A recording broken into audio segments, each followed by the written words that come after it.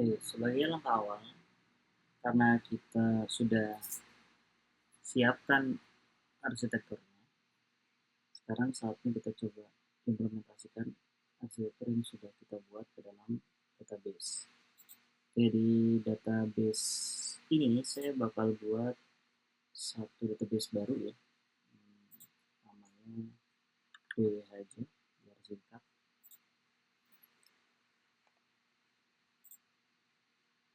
Terus untuk collection-nya ini bebas-bebas aja sebetulnya ya. Kita biarin aja apa adanya. Kita create aja buat database baru. Setelah itu tabel-tabelnya perlu kita buat. Jadi tabel pertama yang kita buat adalah tabel dimensi film dulu misalkan. Dimensi film ini terdiri dari 3 kolom, kita buat aja. Isinya adalah ID, judul, dan kategori. Yang pertama ada ID, itu datanya integer aja. Terus nggak boleh null ya, ini indeksnya dijadiin primary atau increment juga boleh, tapi nggak usah dibiarin aja kayak gitu. Oke, kita dapat ID, terus yang kedua adalah judul, yang ketiga adalah kategori film tadi. Ini tipe datanya varchar, ini juga tipe datanya varchar. Kita pasang aja yang paling besar ya, harusnya sesuai dengan kategori di samping tadi, tapi nanti ini kita buat dulu aja. Oke, kita udah dapat 3 kolom ID, judul, kategori, tipe datanya udah sesuai. Terus kita jadikan primary key di kolom ID. Setelah itu kita coba save aja sehingga kita punya satu tabel baru di database DWH kita, yaitu dimensi film. Yang lain juga gitu ya, kita perlu buat juga untuk tabel-tabel yang lain. Yang berikutnya saya coba buat dimensi staff dulu ya. Cuma ada 2 kolom, ID sama nama. Kita buat tabel baru.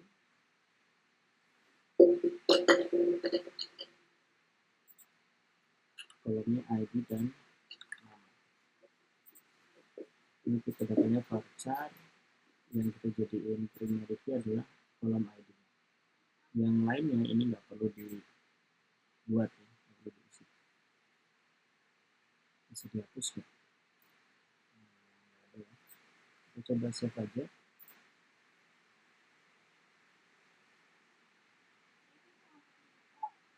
Oh iya, tabelnya belum ya. Tabel dimensi start.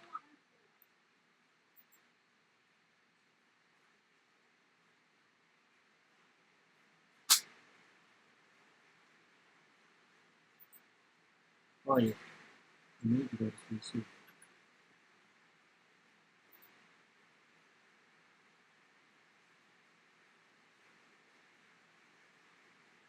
Oke, kita udah buat 2 tabel, dimensi film dan dimensi start. Selanjutnya kita buat dimensi pelanggan. Ini isinya lumayan banyak. Ada ID, nama, kota, dan negara. Kita buat tabel baru. Isinya dimensi pelanggan. Namanya dimensi pelanggan. Isi kolomnya adalah ID.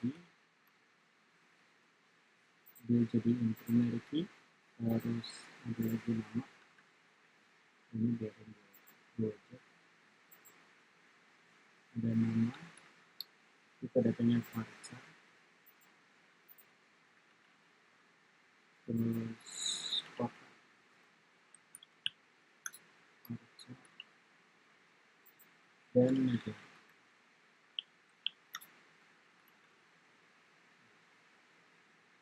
Kita simpan aja. Sekarang kita sudah buat 3 tabel di database kita, yaitu dimensi film, dimensi pelanggan, dan dimensi start. Terakhir kita buat tabel fakta. di sini adalah ID, tanggal transaksi, nilai, dan seterusnya.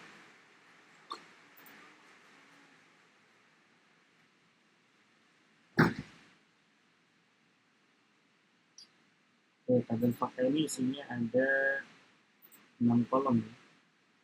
Ya, 6 field. Kita tambahin 2 lagi. Ini tabel fakta.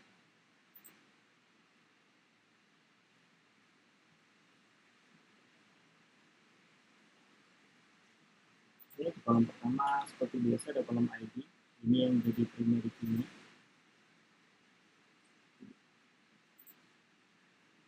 Terus kita juga punya tanggal trans. Ini jadikan date ya, kita datanya. Terus ada lagi nilai. Nilai ini kalau nggak salah currency ya, kita datanya currency.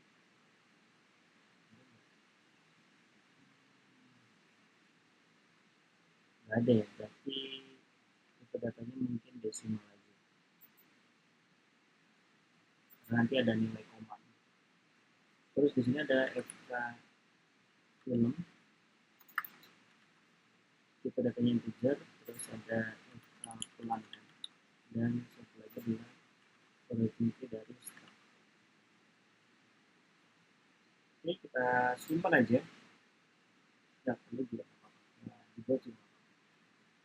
Dan kita udah buat ke 4 tabel dari data warehouse kita. Data warehouse kita udah siap untuk diisi data.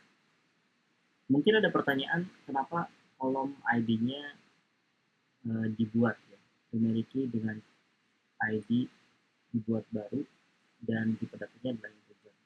Ini karena data warehouse itu kita optimalkan untuk pencarian atau query select ya. Jadi makanya pada saat kita mencari sebuah primary key, maka tipe data integer atau bilangan bulat integer lah yang cepat untuk proses query dan proses join data. Dari sisi pengurutan data juga jauh lebih cepat dibandingkan kita pakai tipe data kayak varchar misalkan. Tipe data karakter itu nanti agak sulit, agak lebar untuk pengurutan datanya.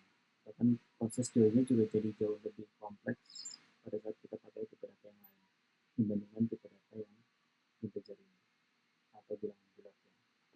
Jadi dan tujuan lain sebetulnya pada saat kita pakai multi database sumber atau multi sumber data ya, entah itu dari Excel atau dari file text gitu, itu memungkinkan kondisinya, apalagi kalau dari database ya. Dua database itu memungkinkan ada dua primary key yang sama. Misalkan di sumber data A, ID 1, nama staffnya adalah A. Sementara di database yang kedua, di bagian keuangan misalkan, yang satu di bagian marketing, si staff A itu ID-nya adalah 1. Sementara di bagian keuangan, ID staff 1 itu adalah C. Gitu. Ini beda nih.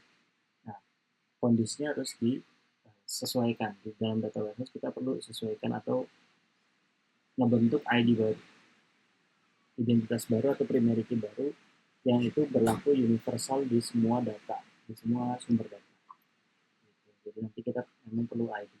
Mungkin yang di bagian keuangan pakainya NPWPD atau di bagian HRD pakainya NIK gitu. Terus nanti di bagian marketing mungkin pakainya identitas atau primary key-nya pakai nomor pegawai, nomor induk pegawai. Nah itu kan beda-beda. Yang satu tipenya mungkin varchar, yang satu tipenya integer gitu ya. Beda-beda. Nah di sini kita perlu uh, pembentukan satu primary key tunggal yang itu bakal berlaku universal. Datanya mau di bagian manapun itu, data ID-nya tetap ada satu. Identitasnya tetap satu, identitas tunggal. Gitu. Dan ini nanti prosesnya jadi bakal mempengaruhi di proses query join dan select. Oke, itu dia. Nanti kita lanjut lagi ke sesi berikutnya tentang gimana cara ngisi masing-masing tabel ini dari sumber data database Sakila. Terima kasih.